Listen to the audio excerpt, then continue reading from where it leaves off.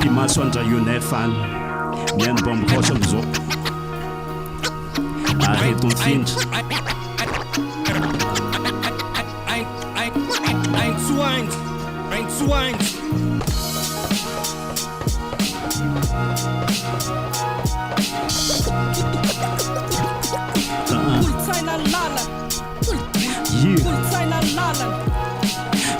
tahana boanjana fototra voanemba mahay misioka satria zana boromanga mamokatra ny tany satria tsara karakara zay anaty saly tsy atahorana mahary namboly faombiazana rozoko be taloha angamo foana fanevale mipotsaka pataloha mbola mandoro mireda mena le ilnomena fa zanagolo tsara vala tsy atahorana ny zanagolo tsy ampianarina lomano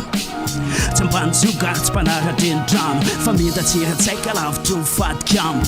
iambo mavita tsy mandroro olo tsy maimbo tsy tonondranodraraka andamosy ngisy fa feo andraina feo anjana notra mipasina anglisy miamsonga natotanisany amin'ny fafana atapolenitentro satria lalina amin'ny fakany DIOJAY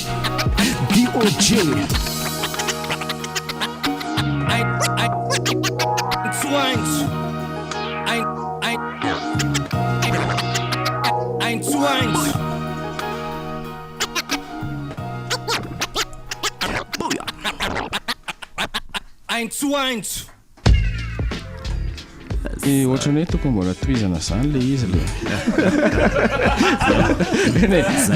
amin'ny sabotsy 15 volana jolay